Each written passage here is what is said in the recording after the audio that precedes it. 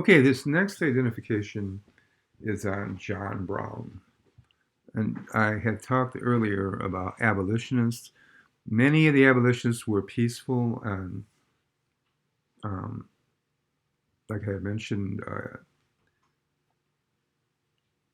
peaceful ways of doing it. Even in my family history, I know there was a newspaper that was run that was for freedom. And the peaceful way of doing this was the preferred way. But others were enraged to the point of they felt slavery would not end unless there was violence and vigilante violence. And John Brown was one of them.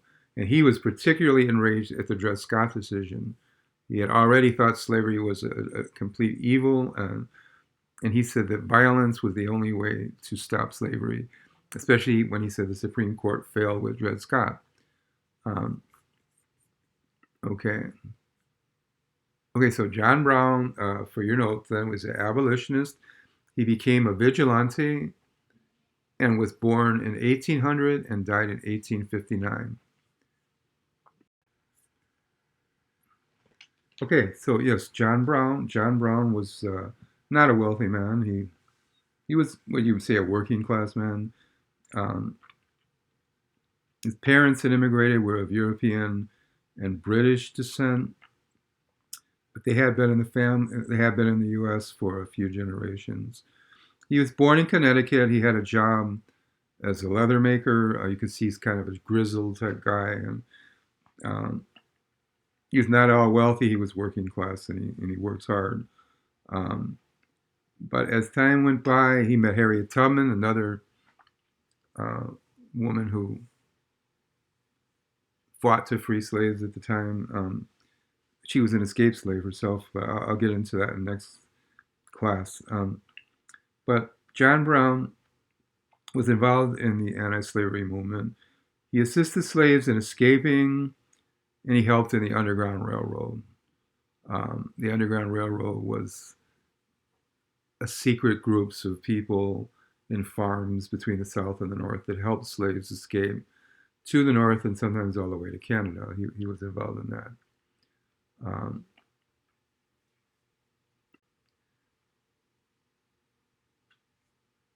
again, like this said, he was born into a religious family in Connecticut. He was raised by a father who was strongly opposed to slavery. And at age 5, he moved to Ohio, a state which was well known for its anti-slavery views. Um, but eventually he heard of the Dred Scott decision. But also there was another horrible thing going on called the Fugitive Slave Law, which allowed Southern bounty hunters to go north to try and arrest freed slaves and bring them back south. And when that happened, there was many times violent battles between um, people in the North who would shoot at the bounty hunters because people in the North, of all ethnic groups, white, um, all ethnic groups, Hispanic, free blacks, um, would somehow become involved in gunfights, trying to protect slaves because the slaves had escaped. But now these violent, cruel bounty hunters would try to bring them back south, and the law was allowing this to happen, which created chaos and violence because the law was kind of breaking down and not doing what it should be doing. So this is the situation in which John Brown became involved in this violence. And he himself became very violent as a vigilante, trying to not only free slaves, but to punish people who had ever owned slaves. Here's a quote of his. These men are all talk. What we need is action. Action. John Brown. He really believed the government had failed through the courts and through this new law of the fugitive slave law. And he decided to make raids into the South, and he recruited men who agreed with him. Here he is, a little older with the beard, and he aged quite fast actually. And um, So there's John Brown. Um, his whole life now became about ending slavery and ending it in any way possible, no matter how violent.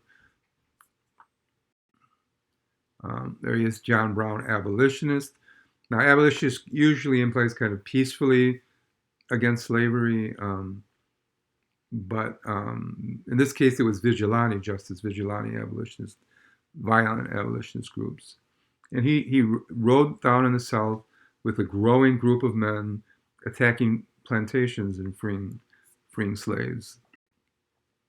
Um, here, this is Harper's Ferry, which was a small military installation.